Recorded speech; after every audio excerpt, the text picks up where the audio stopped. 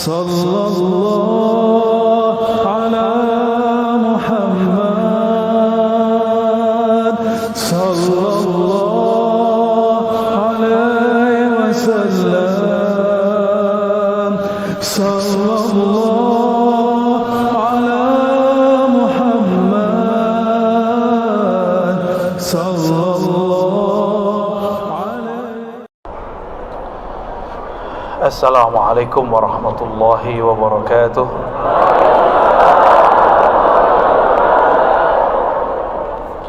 Alhamdulillahi rabbil alamin.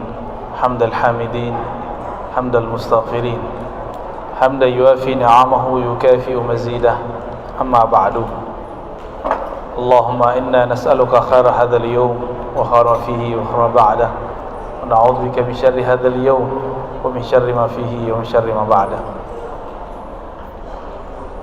Kepada para umara, para ulama yang saya hormati, yang tidak mungkin saya sebutkan satu persatu, terima kasih sudah hadir membersamai masyarakat ya. Semoga ulama dan umara kita diridai oleh Allah Subhanahu wa taala. Amin ya rabbal alamin. Maka umara enggak boleh jauh dari ulama.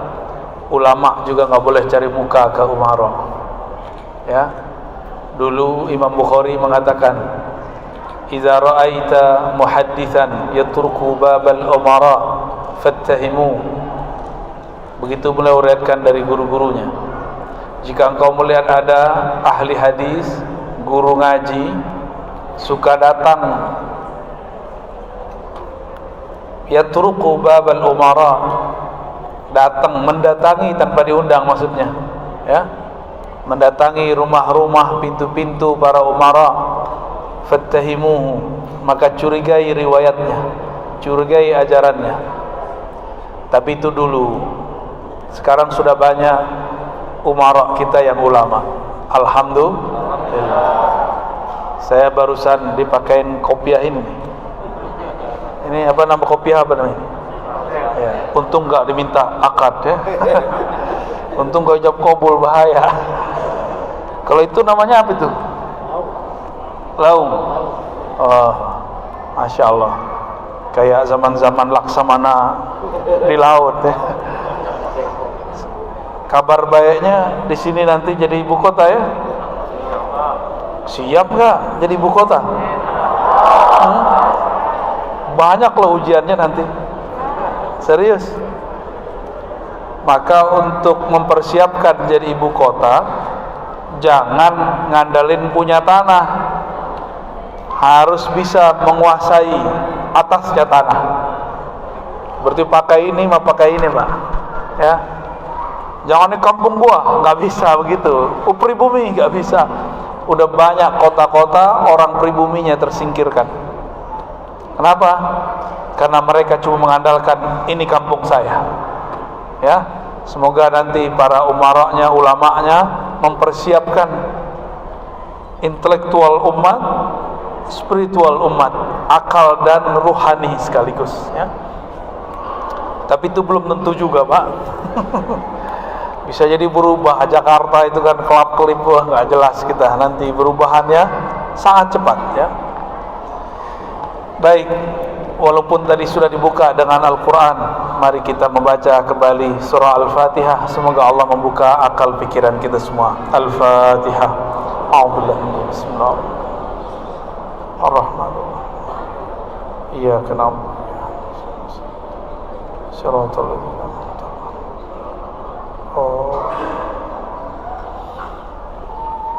Saya mentalkin itu sesuai ahwal kolbu saya, keadaan di kolbu. Jadi nanti kalau itu nggak datang, berarti kita muhasabah aja, nggak ada talkinnya ya. Berarti ijazah selain talkin tetap ada ijazahannya. Nanti kita tunggu aja kondisinya ya. Insya Allah. Karena kami mentalkin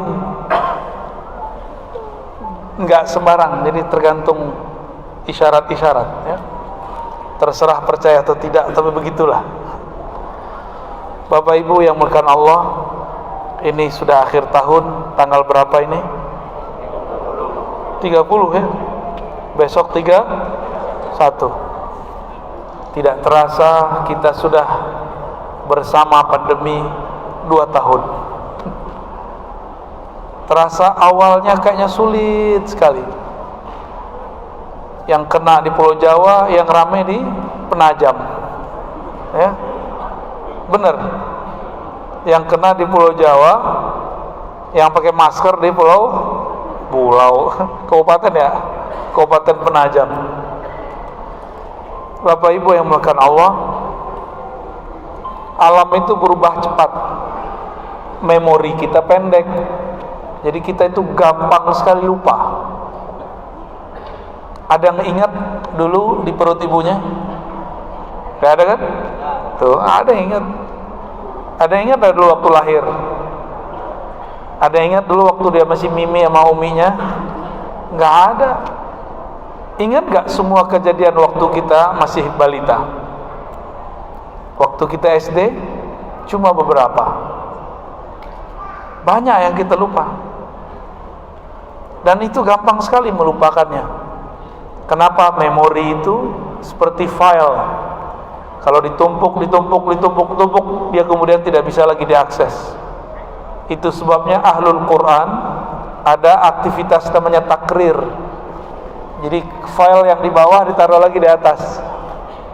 Itu namanya takrir, mengulang, murajaah.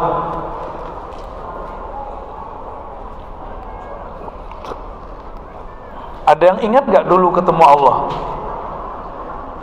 Tanya Ustaz aja lupa. Ustaz, nggak ingat kan dulu ketemu Allah?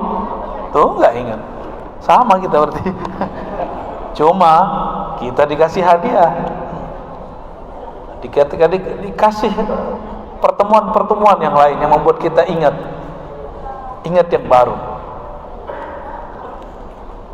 Sebelum kita ke alam ini, kita dulu sudah ada. Sebelum ke sini.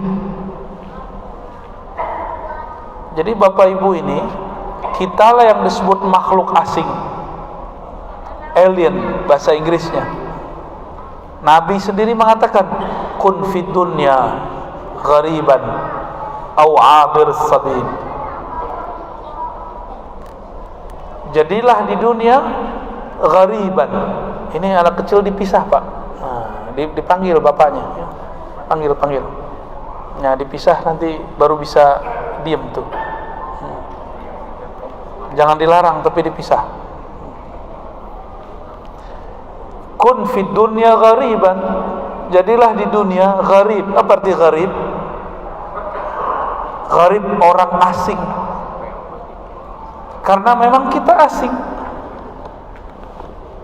Jadi ruh itu mendarat di janin. Tubuh ini sebenarnya adalah kendaraannya. Ya.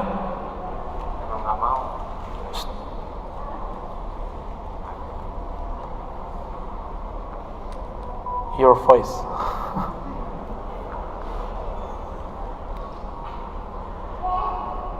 Kun fid dunya ghariban. Jadi tubuh kita ini cuma kendaraan, Pak.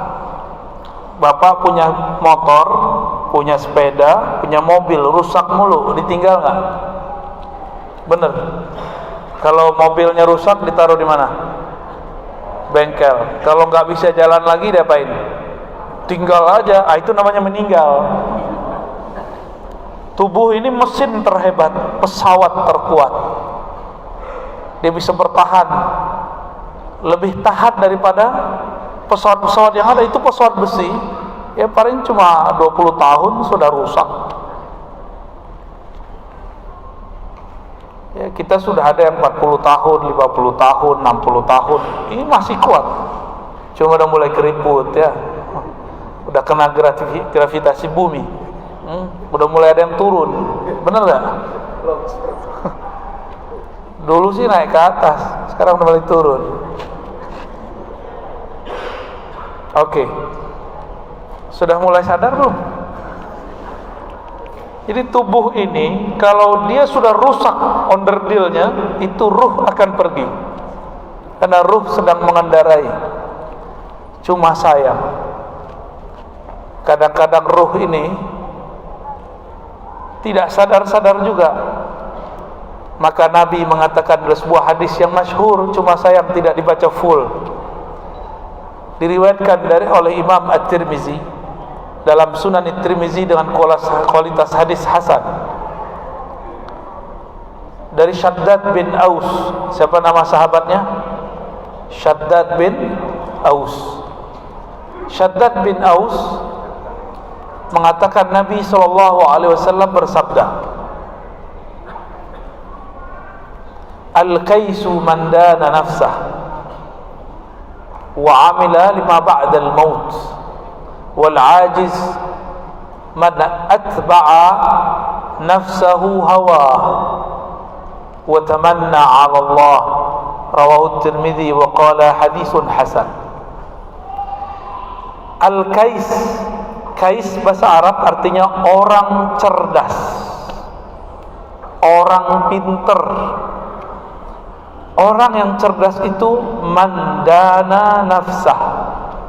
Dana yakni hasaba nafsah. Dana artinya bukan dana bahasa Indonesia, ya, suka dana ya. Mandana pakai alif, dana nafsah. Orang yang menghisap dirinya, yang menghitung salah dirinya, bukan menghitung salah orang lain. Kita sukanya nyari kesalahan siapa? Ya, salah orang lain ya. Apalagi di bawah depannya ada Pak Pejabat nih, pasti pikirnya nih. Mikir kesalahan orang mulu. Kapan kita mikir salah kita sendiri? Ini bukan membelain Pak Sekda nih, bukan. Ya Pak Wakil ya. Apalagi ada Pak Polisi, Pak Tentara nih. Ini Bapak Ibu tuh taunya polisi kan cuma di tepi jalan ya, lalu lintas. Enggak, polisi itu ngurusin lebih hebat dari itu. Lalu lintas itu salah satu aja, ngurusin teroris. Ini kalau nggak ada nih, udah ada bom di mana-mana nih Pak. Alhamdulillah nggak ada ya, alhamdulillah. Cuma dipolitisasi. Ya jadilah seperti sekarang, orang benci kepada pemimpinnya sendiri.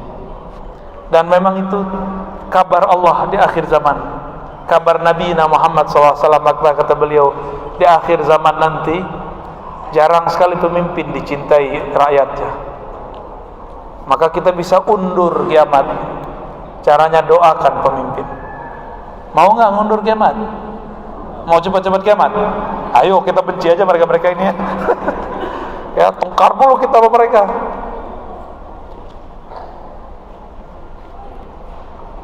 Al-kais, orang yang cerdas itu, orang yang bijak itu, orang yang menghitung kesalahan dirinya. Wa amila lima ba'dal maut, lalu dia mempersiapkan diri untuk masa setelah ruhnya berpisah dari badan.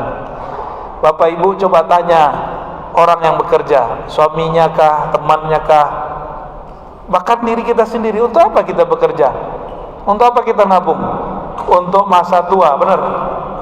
Benar nggak? Kenapa orang numpuk-numpuk duit, beli tanah di mana-mana, investasi, ingin hidup enak di masa tua, benar ya? Tapi dia jamin nggak dia hidup sampai tua? Banyak yang investasi, banyak yang menumpuk, mati sebelum menikmati.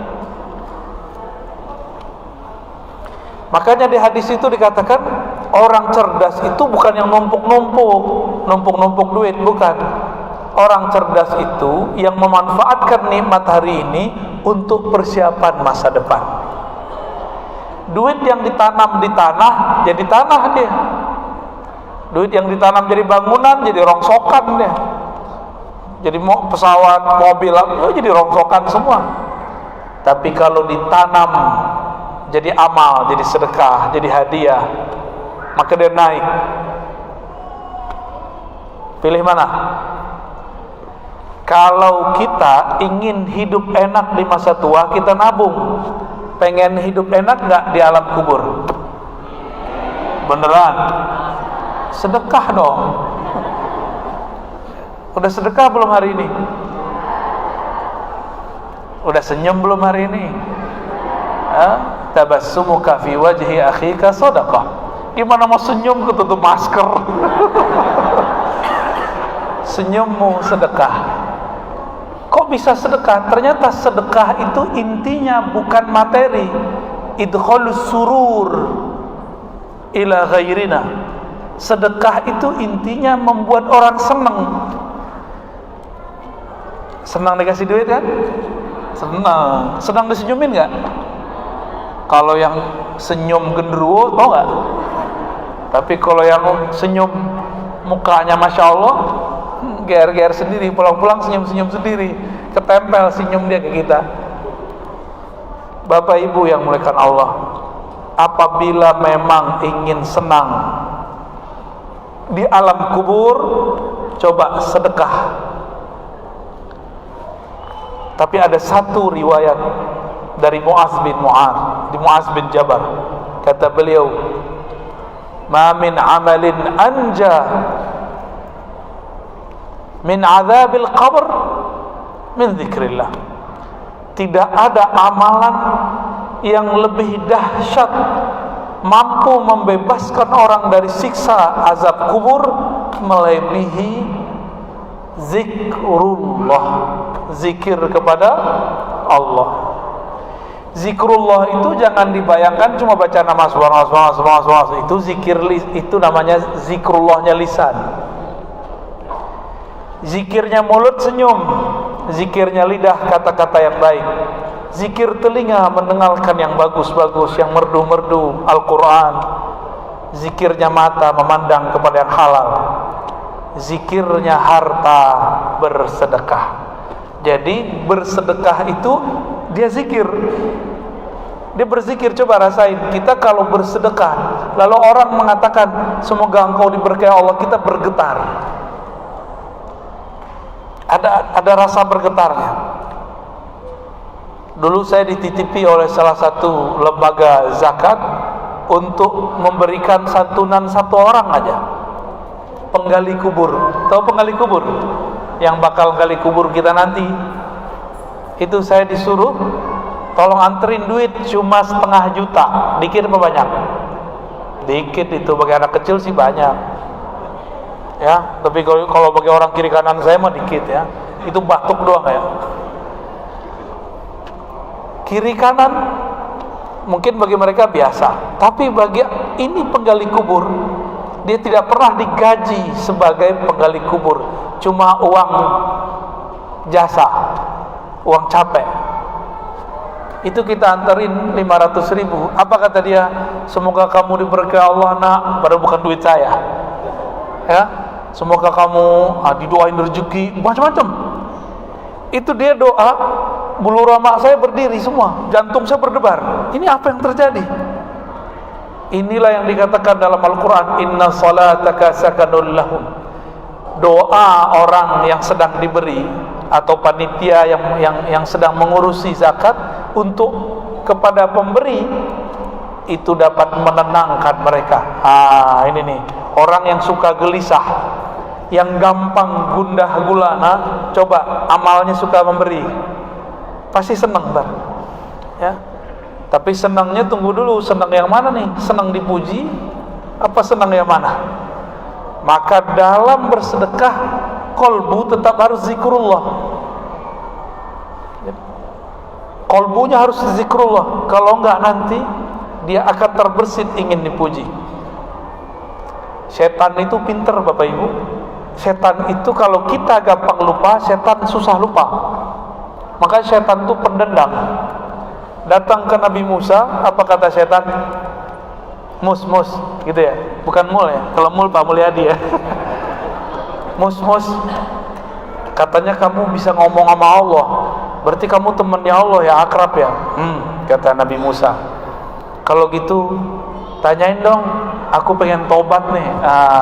Ternyata iblis pernah pengen tobat. Iblisnya pernah pengen tobat, masa kita nggak pengen tobat? Maka sejahat-jahat orang pasti ada keinginan untuk bertobat. Maka Nabi Musa Jawab. Nabi Musa ini kan kalau berbicara kepada Allah nggak perlu pakai waktu, langsung masuk ke dalam dirinya. Apa kata Nabi Musa? Bless. Bener, kamu mau tobat? Uyur dong, saya mau tobat dong, kata si iblis. Ya udah gini nih, ya. Noh, ada kubur mbah saya, namanya Adam. Kamu sujud ke sana. Itu si iblis langsung berdiri. Apa kata dia? Musa, ente gimana sih? Dia hidup pun aku pun tidak sujud, apalagi dia sudah berbau tanah. Tuh, si iblis pendendam. Ada pendendam nggak di sini? Nih ibu-ibu nih, mbak-mbak, ada yang pendendam nggak? Iblis. Bapak ada yang pendendam, Pak? Dulu pernah ditolak ibu-ibu nggak? Terus datang ke dukun, iblis. Tapi udah nggak ada sayapnya. Mending iblis ada sayapnya, patah ya. Ini udah nggak punya sayap, pendendam lagi kan nggak enak. Hidup tuh nggak enak bener ya. Mau jadi saudara iblis atau mau jadi saudara Nabi Muhammad Sallallahu Alaihi Wasallam? Buang dendam ya. Ada dendam kemarin? Ada sakit hati bulan ini? Ada patah hati? Mau disambungin lagi? Bukan saya yang nyambungin, Pak. Baik. Bapak Ibu yang dimuliakan Allah, hadisnya mengatakan orang pintar itu bukan orang yang doktor, bukan bergelar, bukan pejabat, bukan berpangkat. Ini nama pangkatnya apa nih Pak Polisi, Pak Tentara nih? Nih Pak Jaksa ya, Pak Polisi. Kompol. Ngompol. Kompol itu komisaris polisi. Tar aneh ditangkap lagi bilang ngompol. Maaf ya Pak Polisi ya. Alhamdulillah kita dibersamai oleh mereka. Ya, saya pernah diundang ceramah di Mabes. Itu saya sampaikan unek-unek lah. Ulama itu nggak usah dicurigai, cukup ditemenin. Dan alhamdulillah ini bukti beliau mau menemani kita. Alhamdulillahirabbil alamin. Itu pangkat selama-lamanya nggak Pak? Selama-lamanya nggak? Enggak. Tuh beliau udah tahu jawabannya. Bisa naik ya, bisa naik, bisa stagnan di situ, nunggu pensiun. Bisa begitu. Karena orang orientasinya fisik, maka mereka menyiapkan fisik, tabungannya fisik. Tapi kalau kita ini sudah sadar bahwa di dalam dirinya ada yang bukan fisik, maka tolong dihafalkan Bapak Ibu, diri kita ada yang fisik, ada yang akal. Akal bukan fisik. Ya, ternyata kiai kita di sini teman dari temannya saya, kuliah di Dirasat. Ya, tapi badan dia sudah sangat ada kemajuan ya. Dan pelebaran. Teman saya yang di sono masih langsing-langsing aja, Ustaz. Antum makan apa sih? Makan batu. Afan kan ya. Mumpung masih bisa dicandain. Kalau di bawah kan bisa digampar gitu. Baik. Saya kuliah biar dapat gelar doktor. Bapak Ibu lihat gak kata doktor di kepala saya? Nggak ada kan? Nggak ada. Itu Pak Polisi kalau copot baju pakai baju kaos nggak ketahuan. Nggak ketahuan. Kecuali buka kartunya baru ketahuan. Ya. Alhamdulillah setiap saya dakwah ada yang nemenin Pak. Kalau nggak dari, ya mereka sukarela aja, ada yang sukarela datang. Nah, ketika dibentak sama preman, saya bilang, kamu jangan ngaku kamu siapa. Ada letkol, ya ada beberapa. Kita bilang, biarin aja dia. Kadang-kadang negur tamtama, dia sudah letkol, dia sudah kombes Pak. Dia diam aja, oh ya. Ngancurin nafsiyah, ngancurin sisi ego, gua, saya, anania. Ini bahaya itu. Kalau ustadz egonya, gelarnya atau baca kitabnya. Nggak tahu dia dalam hatinya, nggak tahu dia saya ini ustad, nggak tahu dia saya ini bisa baca kitab, nggak tahu dia kalau saya ini doktor, ada itu semua. Itu bukan orang cerdas itu ya, walaupun kuliahnya bagus.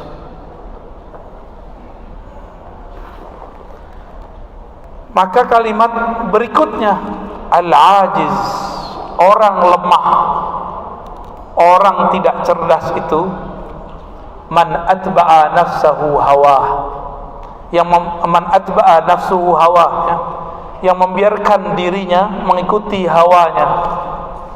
Maka dalam bahasa kita ada yang disebut hawa nafsu. Hawa nafsu beda dengan nafsu. Nafsu itu bisa baik bisa buruk. Nafsu yang buruk disebut an-nafs al-ammarah bisu, jiwa nafsu yang menyuruh kepada keburukan. Contoh nih, kalau lagi sendirian di kamar pengennya nonton bokep ya, itu nafsul amarah namanya ya. Kalau lagi ngelihat yang bening-bening pengennya apain? Pengen matanya nggak bisa kedip ya. Itu namanya nafs amarah. Itu yang rendah-rendah tuh biasa. Ada yang lebih cakep, lebih tinggi lagi, mainnya sudah main politik, mainnya sudah main kebijakan. Hati-hati, kalau tadi itu receh, itu semua orang bisa. Kalau yang ini cuma yang punya kesempatan. Ya Pak Sekda paham lah, kalau di barisan dia itu godaannya gede ya. Benar ya Pak Sekda ya, gede sekali itu. Jadi kalau bisa berhasil jadi waliullah, jadi pemimpin itu jadi waliullahnya bukan dengan zikir banyak-banyak, bukan di atas sajadah jadi waliullah. Pemimpin jadi waliullah kalau dia adil amanah. Dua itu wiridnya. Ini wirid siapa? Para pemimpin. Adil amanah itu wiridnya. Kalau pedagang jadi wali, bukan kalau sholatnya banyak. Pedagang jadi waliullah jika dia sidik, dijujur. Kalau ulama jadi wali apabila dia fatanah dan tabligh, dia cerdas dan juga tabligh, tidak boleh menyembunyikan ilmu, harus memberikan kepada ahlinya, memberikan kepada yang pantas menerimanya, memberikan ketika orang siap menerimanya.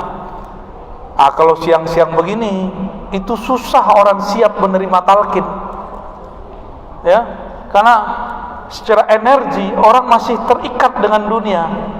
Beda ketika saya di Kalimantan Selatan, udah malam Pak, orang udah capek, tempatnya jauh dari keramaian, di tengah hutan, di atas bukit, udah mau tengah malam, udah jam 11 baru turun tuh perintahnya, talqin. Kita talqin itu semua orang. Tapi kalau siang-siang ini, habis ini pengen kerja lagi kan? Nah, ya ambar lagi nanti. Orang yang lemah itu kata Nabi, man atba'a nafsahu atau nafsuhu hawa. Man atba'a nafsahu hawa. Siapa yang membiarkan dirinya mengikuti hawanya. Hawa itu bahasa Arab artinya kecondongan. Condongnya nafs kepada yang negatif.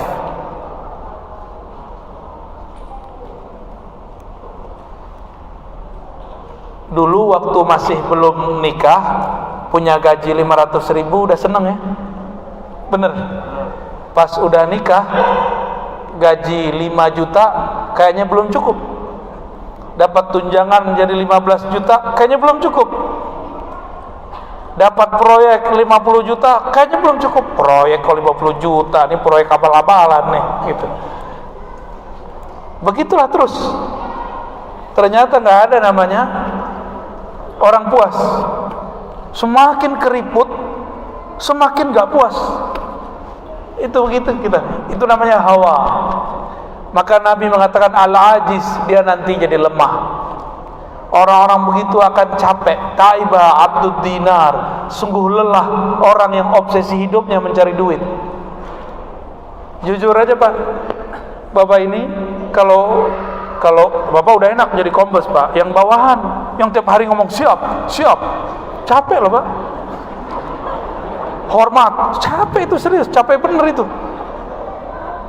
Apalagi dia nih pangkatnya biasa, yang jadi perwira umur kemarin sore harus ngomong, kadang umur anaknya siap. Nah itu harus dikasih tahu sama perwira tuh, kamu jangan terlalu kaku, kasih tahu sama bintaranya ya, deket sama dia tuh, jangan stres kamu ntar ya. Capek itu. Kalau dia pengen cari duit, capek kerja begitu, gaji siapnya aja nggak bisa Pak, nggak cukup itu. Tunjangan untuk hormat nggak cukup. Kalau dia nggak cinta kepada Allah, dia tidak ingin menjalankan tugasnya, dia pengen dapat sesuatu yang lain, dia kerja cuma pengen dapat ngisi kantong, capek begitu, lelah.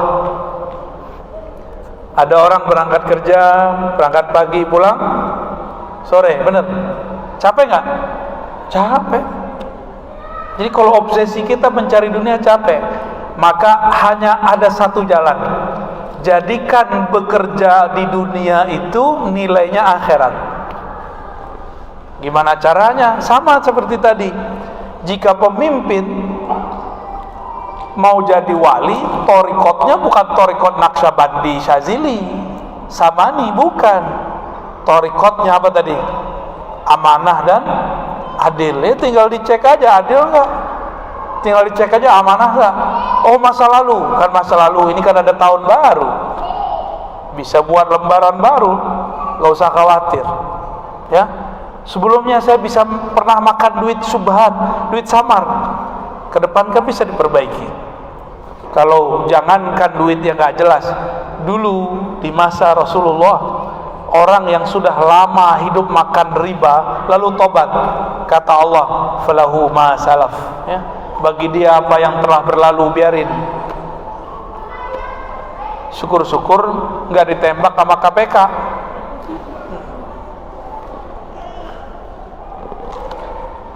Hadirin yang memuliakan Allah,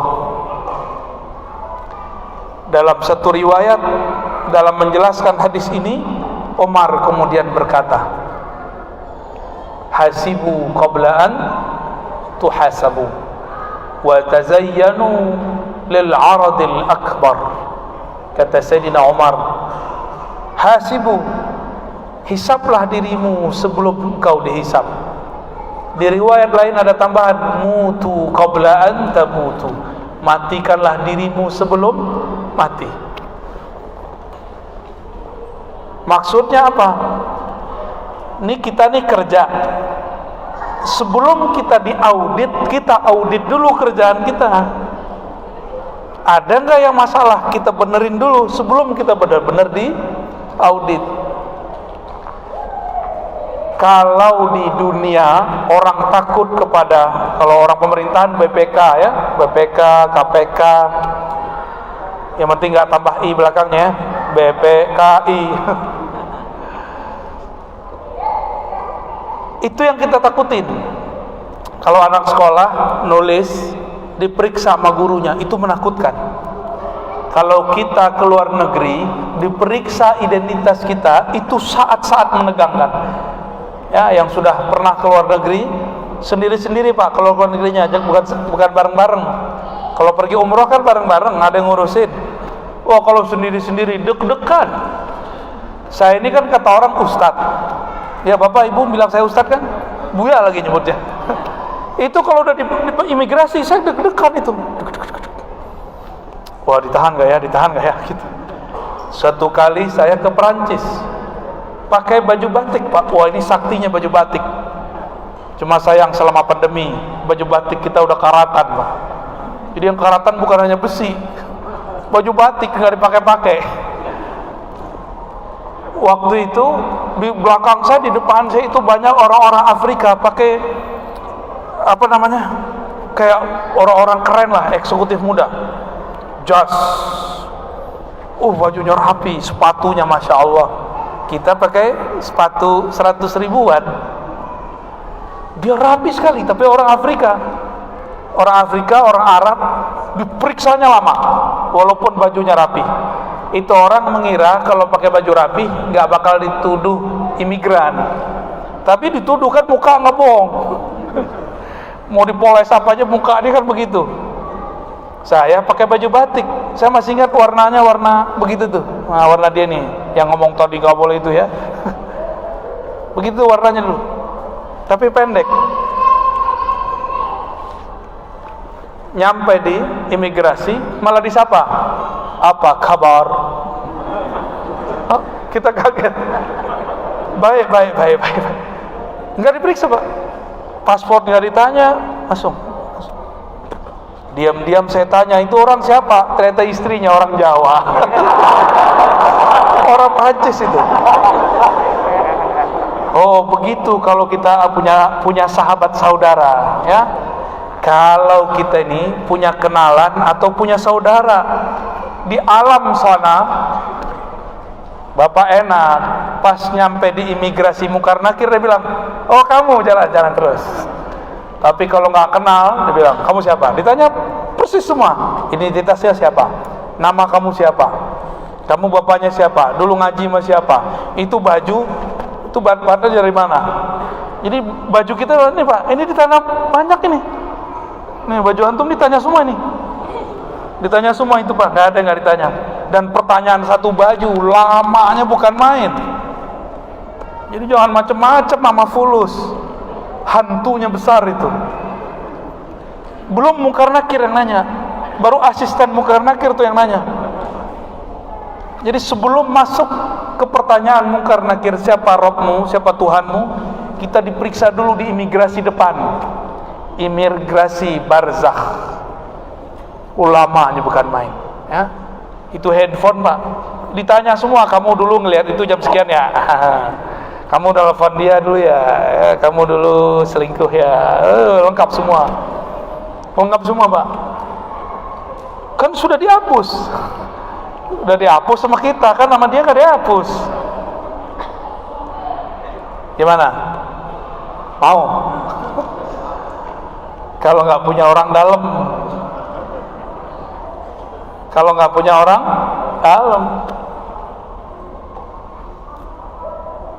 kawan saya keluar dari Uzbek Pak, kawan saya dia pejabat di Indonesia, pejabat Pak, mungkin kalau di polisi udah selevel Bapak mungkin, berarti dia punya anak buah toh.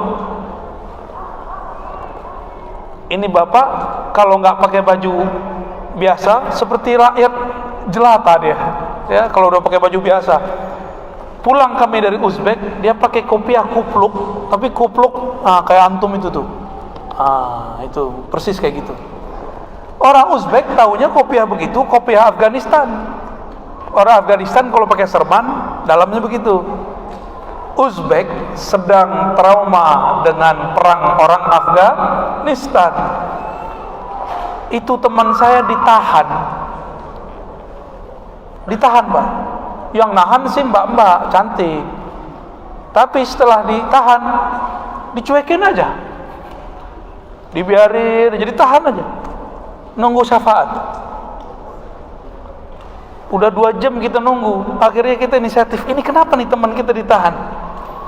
Akhirnya teman saya seorang perempuan, yaudah saya ngomong, dia bahasa Inggrisnya oke. Dia bilang, itu that's my friend. Ya. Siapa? Ditunjuk, masuklah ke kamar. Ini teman saya ini. Diliatin, kayaknya nggak ada muka-muka teroris ya kan? Baru dia bilang, oh udah jalan. Tahu nggak Bapak? Saya pakai kopiah apa waktu itu? Kopiah yang kita beli di pasar Uzbek. Kopiahnya unik lah, ya. Karena saya pakai kopiah itu jalan nggak diperiksa. Dilihat, cuma pakai simbol. Tadi belum pakai ini Pak, udah dijemput. Ya, disuruh pakai di boot, saya ngantuk. Takut malah rusak, lecek dia. Jadi kalau udah pakai kopiah mereka, simbol mereka, selamat kita. Maksudnya gimana? Ada seorang sahabat Nabi Sallallahu Alaihi Wasallam melihat Nabi diberi baju, diberi jubah. Jubah itu kayak mantel luar. Hadis sahih Imam Muslim. Lalu Nabi SAW senang dipakai oleh beliau. Setelah dipakai, belum lama tiba-tiba ada orang berdiri, "Wahai Rasulullah, demi Allah, yang kau pakai itu sangat bagus, tolong berikan kepadaku." Kita yang ngasih gimana? Kesel nggak sama orang begini? Kesel. Nabi kesel nggak? Nggak. Nabi penyayang sama umatnya. Nabi itu nganggap umat itu anak. Kalau ustadz nganggap umat apa? Komoditi. Jangan, ya. Jadi ladang. Jangan, nggak boleh, Pak. Umat itu anak. Akhirnya Nabi mengatakan, agak tarik napas panjang. Baik, tunggu sebentar. Nabi pengen menyenangkan dulu orang yang ngasih. Dan ada rahasia kedua. Nabi itu bau badannya itu harum, lebih harum daripada kasturi. Nabi sallallahu alaihi wasallam. Maka Nabi pakai sejenak supaya yang memberi senang, supaya harumnya pindah kepada itu baju. Lalu beliau kemudian berdiri, melipat dan memberikan kepada yang minta. Bapak jangan minta kopiah saya, ini baru dikasih nih. Itu yang minta disidang oleh sahabat lain. Nabi udah pulang, disidang. Kamu apa-apaan sih? Pakai pegang-pegang leher tuh, ya. Kamu apa-apaan? Kira-kira begitu. Rasulullah itu baru make. Kamu kurang ajar, nggak punya etika. Oh, digituin sama sahabat-sahabat lain. Beliau tenang aja. Yang penting baju Rasul udah sama dia, ya kan? Mau dihardik, mau apa, terserah, ya. Lalu dia mengatakan, tahukah kalian kenapa aku mau minta jubah Rasulullah? Karena aku ingin nanti dikafani pakai jubah Rasulullah sallallahu alaihi wasallam. Itu sahabat nggak jadi marah. Jadi marah, mau nangis nggak kira-kira tuh? Kita yang tadi mau marah, jadinya mau nangis. Tahukah engkau? Itu jubah yang dipakai Rasulullah sekarang di tangan saya. Saya sudah mau dekat kepada kematian. Aku ingin dibalut dengan pakaian Rasulullah sallallahu alaihi wasallam. Kalau kita ini sudah pakai simbol-simbolnya Nabi, kira-kira nanti gimana? Bakal ditanya mungkar nakir nggak? Nggak bakal, ya, nggak bakal ditanya. Masuk satu kantor, nggak punya kartu, boleh masuk nggak? Masuk kantor nggak punya kartu, bisa masuk nggak? Nggak bisa. Tapi kita masuk sama Pak Kombes, bisa nggak? Bisa. Saya bukan PNS kan? Saya bukan PNS Bapak Ibu. Saya dosen tapi tidak mau jadi PNS. Kalau masuk kantor mesti pakai fingerprint, baru kebuka pintunya. Atau harus pakai kartu, kalau nggak diusir Mas Satpam. Tapi kita masuk sama Pak Sekda, kira-kira berani nggak Satpam musir? Nggak berani. Waktu kita ke Kucing, Sarawak, itu lift pejabat sama orang biasa dibedain. Saya bukan pejabat, saya orang biasa, tapi diundang oleh pejabatnya. Masuk liftnya lift pejabat, nggak ngantri sama orang. Ini bahasa-bahasa majazi. Di dunia begitu, di sana juga sama. Inilah yang kita sebut syafaat. Ya, kita sebut apa? Maka berkenalanlah, bermajlislah dengan orang-orang yang kenal kepada Allah. Gak cukup soleh, kenal kepada Allah. Kalau udah kenal sama Allah, berarti orang-orangnya Allah, ahlullah. Kalau sudah kenal Allah, maka siapapun di lingkaran orang kenal Allah itu dijaga oleh Allah Subhanahu wa ta'ala. Kalau di hadis Nabi, versi ahli hadis, ini versi ahli hadis sama ahli rohani beda dikit.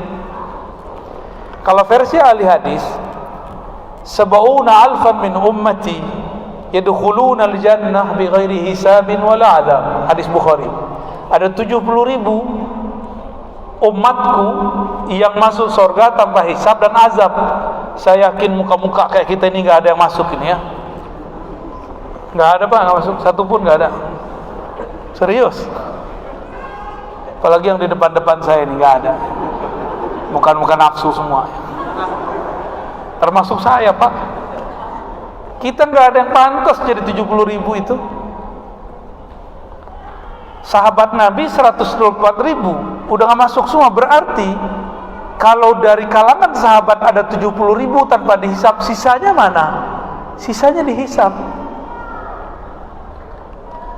Abdurrahman bin Auf pulang dari Suriah bawa 12.000 onta ke Madinah. Aisyah dengar, baru Aisyah paham, oh ini yang Nabi dulu omongin ya.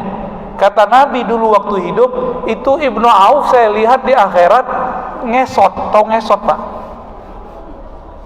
Bukan suster ngesot, abang ngesot. Nyapu lantai badannya susah sekali jalannya.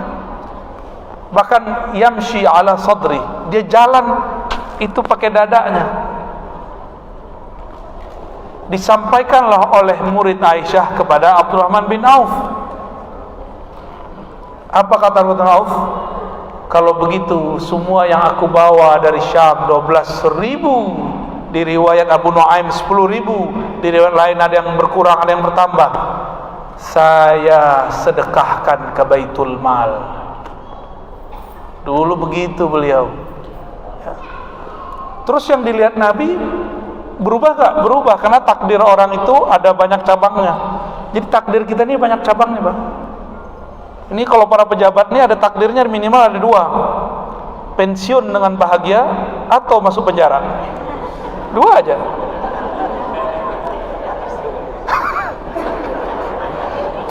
Saya baru dengar Pak Sekda istighfar. Maaf Pak Sekda ya. Tapi itu kan amal baik ya.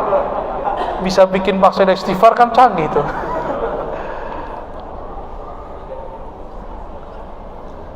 Takdir kita 2 terus. Jadi ke depan itu takdir 2, maka disebut baik buruk. Itu dia sejajar tuh. Tinggal milih kakinya kemana. Saya yakin mereka sudah paham jalurnya. Tinggal pilih yang mana, ya. Maka Nabi berkatakan, kalau aku sudah tidak ada ya, kata Nabi, ya, akan terjadi ikhtilaf yang besar, perselisihan. Lalu di hadis yang lain Nabi kasih jalan, istafti qalbak, kamu berdialoglah dengan dirimu sendiri. Hati kita kan ngerti, Pak, ini bikin aku bahagia atau cuma senang. Kalau senang tinggalin, kalau bahagia ambil. Kalau bahagia berarti dia halal, dia bersih.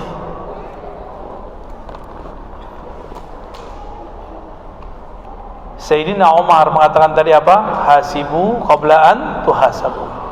Ini orang masuk 70 tanpa hisab, tanpa azab. Itu mereka amalannya dulu berhisab. Jadi mereka menghisab dirinya sebelum nanti dihisab. Makanya ketika mereka masuk ke alam sana, 70.000 ini tidak dihisab lagi oleh Allah Subhanahu wa ta'ala. Terus gimana kita supaya jadi bagian orang yang masuk surga juga tanpa dihisab, tanpa azab? Ya, kalau di hadis dikatakan ciri-ciri mereka bertawakal kepada Allah, tidak minta diruqyah, tidak minta diobat secara ekstrim, tawakalnya tinggi. Wa ala rabbihim yatawakkalun. Jadi 70.000 itu makomnya disebut makom tawakal. Apa arti tawakal? Berserah diri kepada Allah. Itu satu makom. Jadi ada rahasianya. Di bab makom tawakal ada 70.000 orang tanpa hisab dan kan ada makom yang lain, namanya makom syukur. Di bab syukur, jadi kita ini dipandang oleh Allah tergantung rohani kita milih yang mana, bab tawakal atau bab syukur. Ada lagi bab sabar, pilih mana? Kaya bersyukur, miskin sabar. Ayo, nggak ada yang mau miskin, Mbak. Gimana Pak Sekda? Ini rakyat nggak ada yang mau miskin. Hah? Gimana dong? Ini ada space nih 70.000 di bab sabar. Orang sabar masuk surga juga nggak pakai hisab. Kenapa? Innallaha ma'as sabirin. Allah bersama orang. Kalau bersama Allah, berani nggak mungkar nakir colek? Nggak berani dia. Orangnya Allah ini ya. Syukur itu bukan ngomong alhamdulillah, itu mah gampang ya. Ruhut Sitompul aja yang bukan muslim baca alhamdulillah dia sama puji Tuhan. Alhamdulillah biasa, orang Arab non muslim juga baca alhamdulillah. Terus apa yang disebut syukur? Syukur itu memandang nikmat dari Allah. Itu satu. Yang kedua, memujinya. Yang ketiga, berbagi dengan pemberiannya. Nah, ini bagian akhir yang mau saya sampaikan ya. Jadi plot di bab syukur ini ada 70.000 juga sebenarnya, tanpa hisab, tanpa azab. Tapi Allah mengatakan wa qalilun min ibadiyas syakur. Sedikit sekali di antara hambaku yang benar-benar bersyukur. Orang bersyukur itu dia sholatnya bukan cari pahala. Nabi Muhammad ditanya sallallahu alaihi wasallam, engkau kan sudah dijamin masuk surga, kenapa masih sholat? Apa jawabannya? Afala an akuna abdan syakura. Kenapa aku tidak boleh jadi hamba yang bersyukur? Jadi sholatnya Nabi itu sholat syukur. Jadi Nabi sholat nggak pengen beli surga, nggak mungkin. Kita nih beli surga pakai sholat kita nggak khusyuk. Kalau Nabi masih mungkin. Maka Bapak Ibu yang melakukan Allah, coba praktekkan di rumah. Baca la ilaha illallah, tapi maknanya tiada yang memberiku nikmat, tiada yang mengujiku, tiada yang mengatur hidupku kecuali Allah. Kalau ini diulang-ulang pagi 100, bacanya la ilaha illallah tapi pahamnya begitu, nanti hidupnya akan lebih bahagia dari biasanya. Kalau saya tahu siapa yang cubit, maka saya tidak balas mencubit. Tapi kalau lagi di pelabuhan disenggol sama orang nggak dikenal, kita senggol balik nggak? Ya, mau nyenggol balik ya? Apalagi Pak Polisi nih, nggak tahu dia, gue nih polisi, gitu ya. Dalam hati pasti begitu. Itu pengalaman biasa itu. Dicolek sama orang, ya. Kita pengen balas nyolek lagi. Tapi kalau kita kenal sama yang nyolek, jadi canda nggak? Kita disenggol sama orang, hampir jatuh, habis itu ditarik sama dia. Pas kita lihat, oh orang yang kita kenal, jadi canda nggak? Ah lo gitu. Tapi kalau nggak kenal gimana? Oh, ambil kerah bajunya, kamu siapa, maunya apa? Allah itu ingin menjadikan kita itu keluarganya atau temannya. Kita yang nggak mau jadi keluarga Allah, kita yang nggak mau jadi temannya Allah. Teman itu bahasa Arabnya bisa wali, bisa sadiq, bisa zamil, bisa sahib. Tapi kepada Allah disebut wali. Allah itu pengen jadi wali kita. Allahu waliyul ladzina amanu. Allah lah wali, temannya orang beriman. Kalau sudah temenan sama Allah, lalu Allah colek dengan pandemi, akhirnya dompet kita jadi tipis ya, badan kita sakit. Ada yang alumni COVID? Gimana rasanya? Sakit gak? Susah napas gak? Jangan-jangan COVID-COVIDan. Kalau yang asli itu sakit, sakit bener. Saya 2 kali kena, alhamdulillah masih hidup. Kalau nggak ketemu kita ya. Yang pertama nafas sakit kayak kebakar. Kalau yang kedua saya udah lupa ya, saking udah biasanya. Sakit tuh benar-benar sakit. Tapi dalam masa sakit lemes itu seakan-akan dibayangkan ini cubitan-cubitan dari Allah yang menganggap dirinya teman. Ya, Allah waliyul ladzina amanu. Kalau itu ingat, oh hilang, beratnya tuh hilang. langsung farhan, langsung bahagia. Tapi kalau nyut-nyut datang lagi, bertengkar lagi. Kira-kira seperti itu. Bapak Ibu yang bukan Allah, ini sudah akhir tahun, ternyata benar dunia ini cepat sekali. Ya, iqtarabatis saah, cepat sekali. Karena waktu itu cepat, jangan main-main lagi. Mulai hari ini, niatkan untuk masuk tahun depan tidak akan melakukan hal-hal yang dilarang Allah lagi. Niatkan ke depan tidak melakukan hal-hal yang tidak bermanfaat lagi. Lalu untuk masa lalu, jika bisa diperbaiki, diperbaiki. Jika tidak berkaitan dengan hak-hak orang banyak, kembalikan. Ya, pernah ngambil hak orang lain, balikin. Orangnya sudah nggak ketahuan, udah meninggal, cari keluarganya. Nggak ketahuan, sedekah ke siapa saja, niatkan untuk beliau.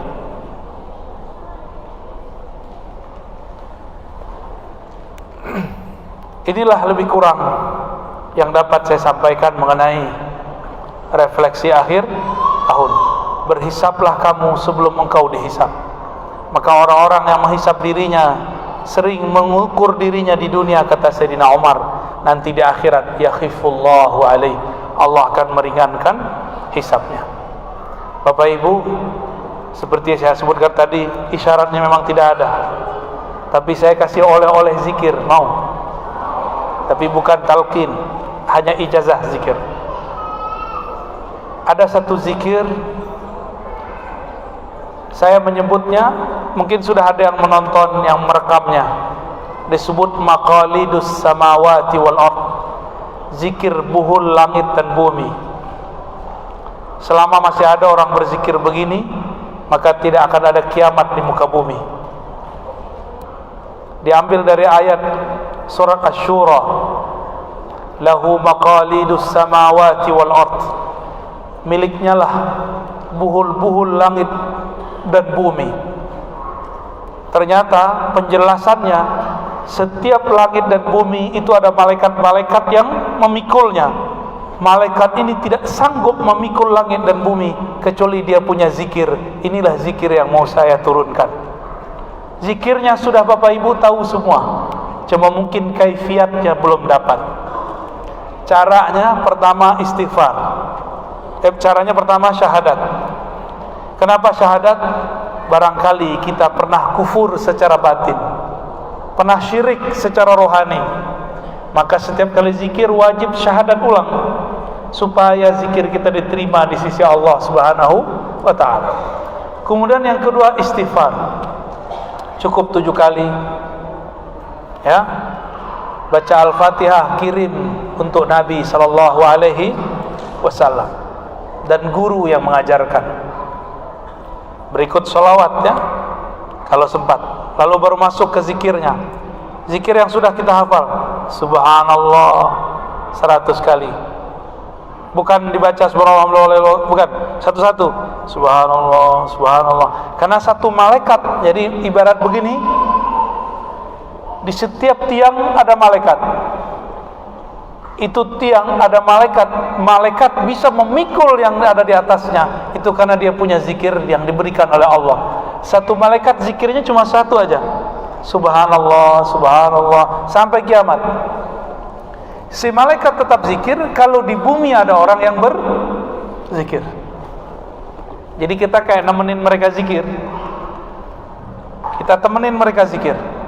Syukur-syukur kalau Allah izinkan kadang-kadang ruh kita diperjalankan Allah, kita dengar ada yang berzikir. Terus ini subhanallah subhanallah 100. Yang kedua alhamdulillah 100. Allahu Akbar 100. Terus la ilaha illallah 100. Ada tambahannya. Jadi ternyata yang memikul itu ada 4 tiang, dan di masing-masing tiang ada 2 malaikat besar dan tentara-tentaranya, bahkan lebih. Masing-masing punya zikir sendiri. Tapi semua itu ngikut yang di tengah. Yang di tengah itulah hamba Allah, wali Allah. Zikir hakikat dalam dirinya, la haula wala quwwata illa billah. Itu dia. Disebut juga ini zikir kanzul jannah. Apa arti zikir kanzul jannah? Zikir investasi surga. Kalau nggak ngerti investasi bumi, ya udah investasi surga aja lah, ya. La haula wala quwata illa billah. Tiada daya dan upaya kecuali dengan Allah Subhanahu wa taala. Baca 100 juga. Udah berapa tuh? Udah berapa? Oke. Itu adalah hakikatnya Rasulullah. Jadi la haula wala itu hakikatnya Rasulullah. Rasulullah itu batinnya adalah la haula wala quwata illa billah. Dari mana kita tahu? Dari surat At-Taubah ayat terakhir. Fa in tawallau faqul hasbiyallahu la ilaha illahu alaihi tawakkaltu wa huwa rabbul arsyil azim. Jika mereka berpaling, maka katakanlah cukuplah Allah. Nah, hasbi Allah itu pasangannya la haula wala quwata illa billah. Maka setelah la haula wala, baca hasbunallah 7 kali. Bentar ya. Hasbunallah artinya apa? Hasbunallah wa ni'mal wakil. Apa artinya? Cukuplah Allah yang menjamin hidupku. Ini disebut juga dengan zikir Ibrahimi. Dulu Nabi Ibrahim tidak disentuh oleh api karena Nabi Ibrahim membaca doa ini. Malaikat Jibril datang, semua malaikat yang mengurusi alam datang kepada Rasulullah Ibrahim. Apa kata mereka? Ya Ibrahim, maukah engkau kami bantu? Apa jawaban Nabi Ibrahim? Hasbi Allah wa ni'mal wakil. Cukup Allah saja yang membantuku. Dialah sebaik-baik yang mewakili urusanku. Jadi itu sejarah muncul zikir hasbi Allah atau hasbunallah. Ya, berapa kali dibaca? 7 kali. Ditutup dengan salawat sallallahu ala Muhammad 100 kali. Udah berapa tuh zikirnya? Pasti ada yang bilang banyak amat sih. Main handphone udah berapa lama? Coba dihitung tahun ini, hari-hari nggak megang handphone berapa jam? Cuma tidur doang kan? Kita ini nggak megang handphone, tidur doang. Itu buang air besar aja masih pegang handphone. Sholat aja handphone ditaruh di depan, Pak. Nggak mau ketinggalan dari handphone. Kok bisa-bisanya ada orang mikir zikir yang tadi itu banyak, tapi kolbunya udah bebal itu ya, kolbunya udah berkarat benar itu. Jangan ada terbersit begitu. Itu dikit sekali, itu cuma 10 menit paling lama. Kita main Facebook, tahu udah jutaan menit kali. Ya, mau ngamalin? Amalkan pagi dan sore. Coba diulang. Pertama, 2, istighfar. 3, Fatihah. Kirim untuk Nabi dan guru. Terus masuk ke zikir. Subhanallah, alhamdulillah, Allahu akbar, la ilaha illallah, la haula wala quwata illa billah, hasbunallah 7. Nah, bagi orang yang punya hajat boleh ditambahkan hasbunallah wa ni'mal wakil yang 450 kalau lagi punya hajat. Terus terakhir salawat wajib. Semua amalan wajib ada salawatnya. Jika ada amalan gak ada salawatnya, gak diangkat oleh Allah Subhanahu wa ta'ala. Itu dipakai tuh, pakai pagi sore, sama kayak kita nabung di akhirat. 1 lafaz 10. Kalau ikhlas tak terhingga. Ikhlas gak ikhlas dapat berapa? 10. Ikhlas itu 1 nama Allah, tak terhingga balasannya. Ya, diamalin ya. Ini adalah kesimpulan dari semua zikir-zikir maksurat. Jadi Bapak Ibu kalau zikir maksurat, saya bingung nih zikir maksuratnya kebanyakan. Ada ratibul hadar, ratibul atas, ada ratib apa lagi? Ada sakran, ada hizib bahar, pusing. Ada zikir pagi sore. Kata yang nulis zikir pagi sore, baca selain itu bid'ah. Ya. Pusing kan? Ini zikir langsung dari Quran, langsung dari sunnah, langsung dari Nabi sallallahu alaihi wasallam. Cuma sayang jarang diamalkan. Tapi ada rukhsahnya. Tapi jangan sering-sering diambil ya. Kalau lagi sakit, lagi sibuk, cukup dibaca 10. Ya, itu rukhsahnya. Ya, Pak Sekda lagi asik apa keluar nih, nemenin Pak Bupati, nggak mungkin zikir banyak-banyak, kan ditanyain mulu, ditelepon mulu, bener? Ya udah zikirnya 10, sembari jalan aja Pak. Ini zikir tidak mesti di atas sajadah, boleh di atas motor, boleh di atas mobil, boleh di kantor, tapi jangan molor. Bapak Ibu yang makan Allah, cukup ya? Sudah jam 11. Ada diskusi, tanya jawab? Enggak. Satu, gimana? Mana penelitiannya? Ada tanya jawab Pak? Oke, tafadhol. Paling banyak 3, 2 aja, 1 ikhwan, 1 akhwat ya. Ya, sampaikan dulu pada jemaah. Jadi sudah dibahas jawabnya hanya 3 saja.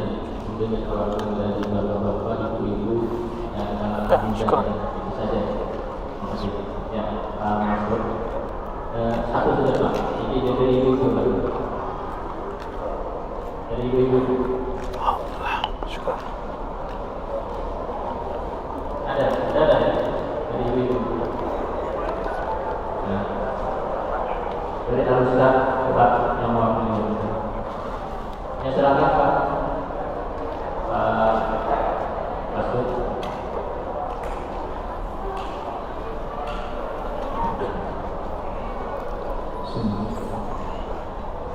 Assalamualaikum warahmatullahi wabarakatuh. Alhamdulillah, wassalatu wassalamu ala Rasulillah Sayyidina wa habibina wa syafi'ina wa nuri qulubina wa qurratu a'yunina Sayyidina Muhammad wa ala alihi wa sahbihi. Allahumma shalli ala sayyidina Muhammad al-fatih lima ughliqa wal khatim lima sabaqa nasrul haqqi wal hadi ila siratal mustaqim wa ala alihi wa sahbihi wa taqabbalihi wa taqabbal. Sedekah itu biasanya saya tidak ceramah untuk bertemu dengan beliau dan alam saya tidak mengatakan. Yang pertama, saya pribadi sangat berterima kasih dengan munculnya ustaz-ustaz pembela Ahlus Sunnah wal Jamaah yang banyak membantu bagi kami untuk mengcounter aliran keras ini yang banyak membeda orang. Alhamdulillah, saya banyak melihat ceramah beliau dan ada 2 buku beliau yang sering pernah diangkat. Kami sudah pernah diangkat sejak 2012, yaitu yang pertama Al-Fatihah itu yang ditulis oleh Mufti Mesir Syekh Ali Muhammad, kemudian Al-Faqai Al-Tasawuf. Sampai detik ini, sampai sekarang saya juga masih mengumpulkan bukunya.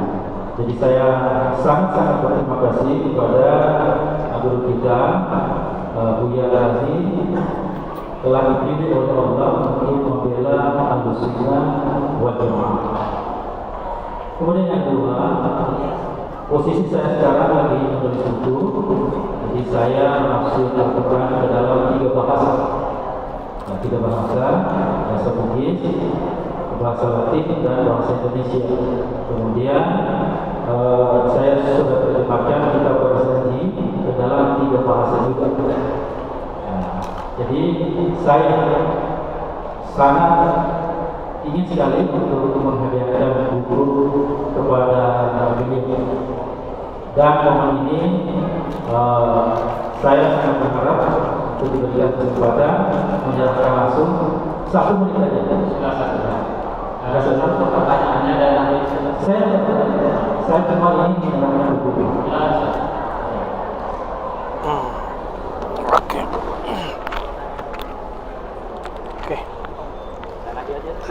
Oke, nggak usah di situ aja, situ aja ya. Syukran ya. Boy ini beras Bugis. Bugis ada Indonesia aja. Oke. Syukran ya, jazakallah khair. Barakallahu fiik. Allahumma shalli ala. Baik, nah, barakallahu fiik. Insyaallah. Insyaallah. Silakan Pak Masud. Langsung saja diperkenalkan namanya, kemudian dari mana dan langsung bertanya Pak. Assalamualaikum.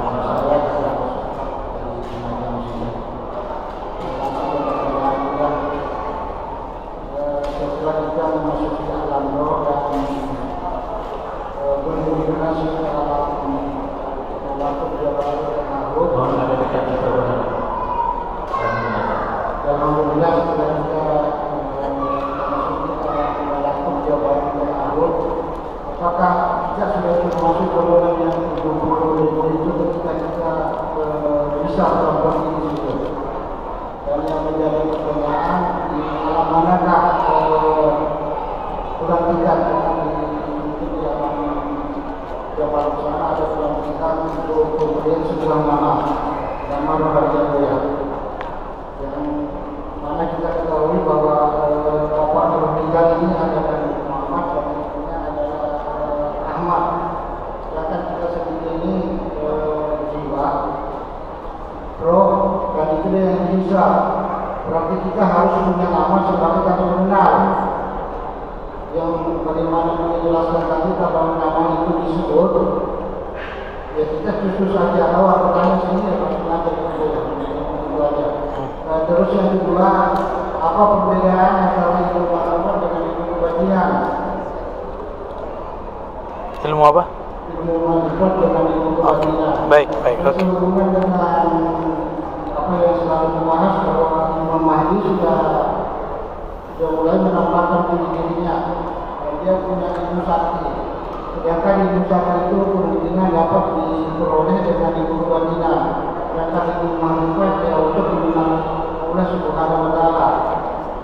Jadi apakah golongan yang ilmu itu harus mengenal ilmu ma'rifat dan menguasai ilmu kebatinan juga ya? Saya kira itu aja. Terima kasih. Assalamualaikum warahmatullahi wabarakatuh. Dari itu ada? Tidak ada ya? Kalau tidak ada silakan bertanya.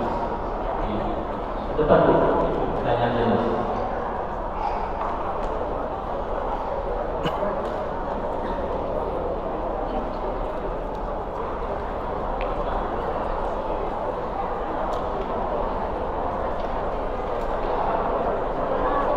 Mic-nya nggak ada lagi. Hah? Waduh. Jadi nggak syar'i.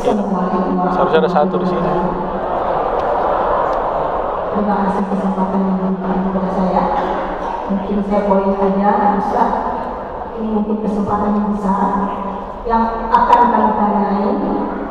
Bagaimana adakah amalan-amalan seorang wanita supaya bisa menjadi wanita yang soleha yang bisa mengikuti Hadijatul Kubro. Terima kasih. Karena Hadijatul Kubro adalah wanita yang luar biasa. Terima kasih. Wanita siapa? Hadijah. Oh, Orang itu tidak mewakili. cukup ya, cukup ya. Kalau tidak ada, Baik, yang pertama, nama ruh itu yang ngasih ya Bapak Ruh, ya. Jadi bukan saya yang ngasih. Kayak anak yang ngasih namanya bapaknya, ya. Itu gimana caranya? Yaitu cara-cara wali Allah, bukan cara kita. Jadi gak usah dipikir-pikirkan amat, ya. Itu caranya Allah. Maka jangan pernah anti dengan ilmu ma'rifatur ruh. Kita ini kan hidup cari nama semua. Ada cari nama, ada cari muka. Pak Sekda itu nama. Itu nama itu. Kombes itu nama. Doktor nama, Ustadz itu nama semua. Kalau nggak disebut ustadz bisa ngajar ceramah nggak? Enggak, maka harus dikasih kopiah kan. Emang kalau kopiahnya dicopot ustadznya batal? Emang kalau nggak pakai baju pejabat terus dia bukan pejabat? Kan nggak juga. Tapi ingat, nama itu ada yang namanya abadi, ada yang namanya temporal. Bener. Itu biar dapat sekda depan itu kan dilantik ya Pak ya, atau langsung jadi dari langit. Kata beliau, saya bermimpi malam tadi saya dipayat di langit jadi Pak Sekda. Benar nggak? Nggak ada kan begitu? Nggak ada. Mesti yang karena urusan bumi, lantiknya bumi. Kalau urusan langit, lantiknya di langit. Urusan ruh, pelantikannya rohani. Ya, itu cara ininya memahaminya. Jadi kalau kita nggak nyampe ke ilmu itu, percaya aja, nggak usah mengingkari. Karena kata Imam Junaid, tasdiq ulumina wilayatun sughra. Kamu percaya saja dengan ilmu tasawuf, ilmu ruh, ilmu ma'rifatullah, itu sudah wali kecil. Wali kecil berarti sudah ditemenin Allah. Cuma ya kecil, mau kecil gimana lagi ya.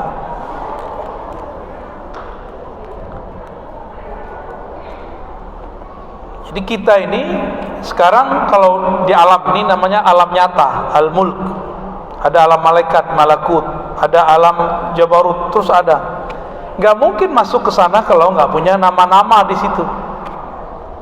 Tadi saya buat ilustrasi, kalau kita nggak punya kartu nama kan nggak bisa masuk kantor. Tapi bisa kita masuk sama yang punya kantor. Maka bagi yang belum mendapatkan nama ruh, banyak-banyak aja sholawat ya, karena yang menguasai wilayah sana nanti itu beliau. Jadi orang-orang kalau kenal Nabi, banyak sholawat ke Nabi, walaupun belum punya nama nanti dikasih di sana. Nabi sendiri yang ngasih, Sallallahu Alaihi Wasallam ya. Kalau sekarang kan pakai perantara wali, dan walinya cuma satu di dunia yang bisa begitu, yang bisa kasih nama ruh itu. Dan itu bukan saya kan wali murid. Kita cuma menjelaskan metodologinya biar diterima oleh akal kita. Kan akal kita suka nanya maksudnya apa sih ya. Dalilnya secara Al-Quran kita udah jelaskan, secara hadis kita udah sampaikan, tinggal dalil rohaninya yang belum ya. Jadi banyak-banyak sholawat, insya Allah nanti dikasih nama langsung oleh Rasulullah Sallallahu Alaihi Wasallam. Tapi lama, ntar di alam sana, sengsara dulu di alam barzah. Kalau sudah punya nama ruh enak ya. Itu ya, mungkin cuma beberapa itu yang boleh saya jawab ya. Tadi ibu bilang apa? Khadijah ya. Gimana mau jadi Khadijah? Gak sanggup ibu, gak akan sanggup. Khadijah itu harta dia jadikan untuk modal berjuang Rasulullah. Mana ada ibu-ibu yang sanggup begitu? Gak ada yang sanggup. Jangan minta jadi Khadijah deh, jadi Aisyah aja lah. Kalau jadi Aisyah kan boleh cemburu. Ya, jadi Aisyah aja bu, ibu boleh cemburu. Kalau Ummu Salamah aja cemburunya nggak begitu. Zainab aja cemburunya biasa aja. Yang pencemburu itu Sayyidatuna Aisyah. Makanya Nabi seneng, asik sama Aisyah itu. Nabi merasa muda lagi. Pengen muda gak? Cari Aisyah baru ya. Pak Sekda aja ada ketawa-ketawa nih. Udah pasang, wah bahaya. Pasang kuda-kuda. Istri-istri Rasulullah itu manusia. Maka di rumah tangga Rasulullah terjadi kegiatan, kondisi polemik seperti manusia. Suami istri walaupun sudah puluhan tahun, belasan tahun, masih tengkar nggak? Ya masih tengkar. Rasulullah juga begitu. Apalagi istrinya banyak. Kalau bisa ngadapin perempuan satu, bisa ngalahin laki-laki 10, Pak. Maksudnya gimana? Ribet berhadapan dengan makhluk yang sangat halus hatinya. Ibu-ibu ini kan makhluk halus. Ribet bener. Ini aja kayaknya wajahnya tegar, ya enggak. Kena dikit kolbunya udah kelepek. Ribet, enggak mau lepas, Pak. Bapak keluar kota. Ini aneh. Kalau si istri cintanya fulus, suaminya keluar kota cari duit, enggak apa-apa sama dia. Giliran pengajian di masa lain. Tuh, hati-hati Bu ya. Ibu-ibu, saya udah menyaksikan banyak perempuan suaminya keluar kota sebulan dibiarin. Padahal dia keluar kota nggak tahu keluar rumah orang dia.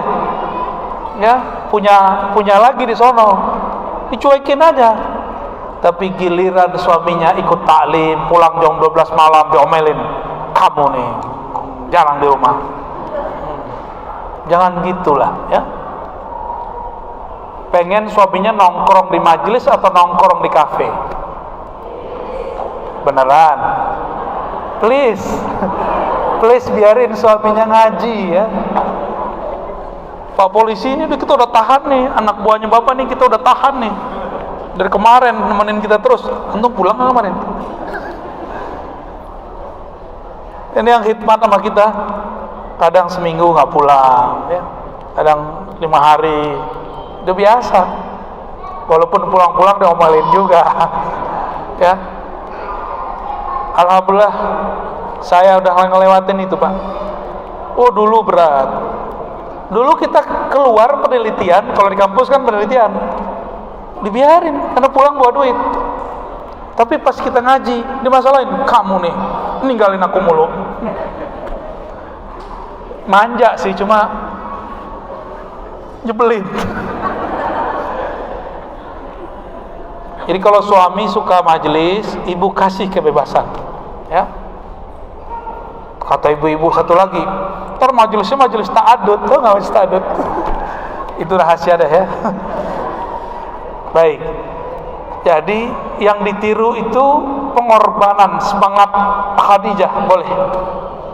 Tapi gak akan kuat menjadi beliau. Terus amalnya apa? Amalnya tasdik, cinta. Tasdik itu percaya. Percaya gak sama laki sendiri? Kan kita ini suka curiga. Sayyidatuna Khadijah dia percaya sama suaminya, tasdik dia. Maka ketika Nabi galau, apa kata dia? Wahai suamiku, apa yang kau galaukan? Malah dikuat-kuatin. Yang datang kepadamu pasti bukan setan, pasti bukan jin, tapi yang datang kepadamu pasti utusan Allah. Kenapa? Engkau suka menjaga amanah. Kalau ada tamu, engkaulah yang menyambut. Jika ada orang susah, engkaulah yang urus. Orang baik sepertimu tidak mungkin disia-siakan Allah. Itu kalau istri yang benar. Dikuatin suaminya kalau suaminya sedang galau. Ini nguatin suaminya untuk hal-hal yang fulus-fulus doang. Ini enggak. Sayyidah Khadijah udah menghabiskan uangnya untuk Nabi Muhammad sallallahu alaihi wasallam. Maka suatu kali sore-sore Nabi kemudian bergumam menyebut nama Khadijah. Aisyah cemburu nggak? Aisyah itu dari nama aja udah cemburu. Aisyah cemburu itu. Itu nama ada getaran cemburunya. Itu yang bikin Nabi rindu dengan Aisyah. Tapi lebih rindu kepada Khadijah. Kata Aisyah, wahai suamiku, kenapa engkau ingat cewek tua peot itu? Orang cemburu begitu nggak? Kalau ada cemburu, nyebut orang cantik, nyebutnya apa? Nenek sihir. Orang cantik disebut nenek sihir. Itu ibu-ibu tuh yang kerja tuh. Lalu Nabi mengatakan, wahai Aisyah, engkau bersamaku tidaklah sama dengan aku bersama Khadijah. Aku bersamanya, dia membelaku di saat aku dibuang, dia menjagaku di saat aku disakiti. Sebutin semuanya. Oh, tambah cemburu Aisyah. Nah, maka ada rumusnya nih bapak-bapak nih ya. Mau nggak Pak? Jangan sebut-sebut nama orang lain, perempuan lain depan ibu-ibu ya. Walaupun di hatinya ada yang lain. Jangan banyak sebut. Ini kami kasih tahu kelemahan kami ibu-ibu. Laki-laki itu nggak ada yang namanya mencintai satu orang tuh nggak ada. Terima nggak? Harus terima, emang begitulah kita. Katanya di rumah engkau lah satu-satunya bohong. Satu di sini, satu di sono, satu di sono, iya. Jadi jika ada suami masih beristrikan satu, itu dia berarti nahan nafsu dia tuh, Bu. Bener, dia nahan nafsu dia tuh. Karena nafsu laki-laki itu pengennya banyak. Rasulullah itu diberikan oleh Allah kekuatan 100 laki-laki, istrinya cuma 11. Karena ngurusin umatnya lebih banyak. Sayyidina Sulaiman diberikan hak, kalau satu orang sempat, seharusnya Nabi 400 kan? Karena kekuatannya 100. Satu kekuatan 4 perempuan, 4 istri yang boleh dia nafkahi. Nabi Sulaiman terbukti istrinya 600, gundiknya 400, lengkap 1000. Itu Nabi Sulaiman. Nabi Muhammad ngambil jatah cuma berapa? 11. Pak Sekda berapa Pak?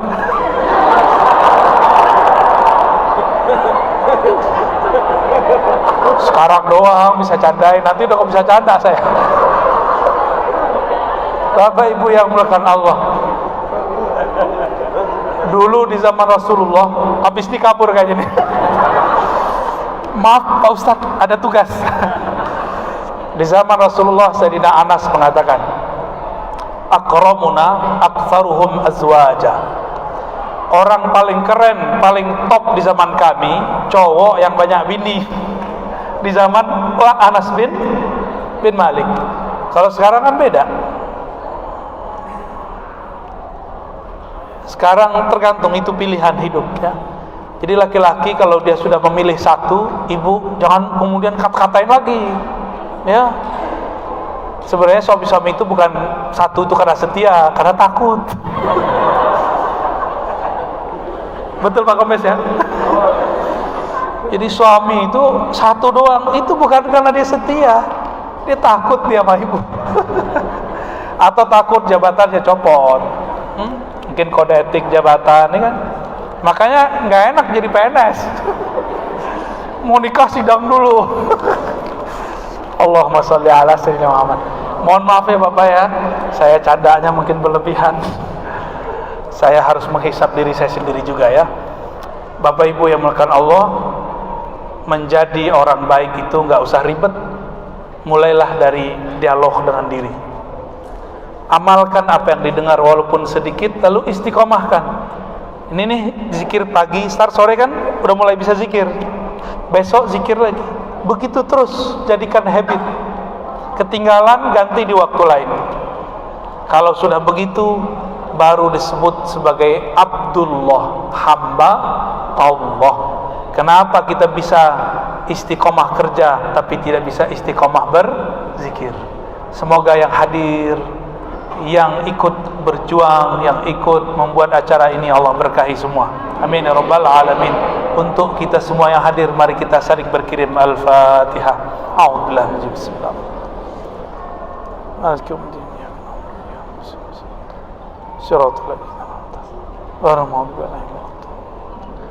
Allahumma salli ala sayyidina Muhammad. Assalamualaikum warahmatullahi wabarakatuh. Sallallahu ala Muhammad. Sallallahu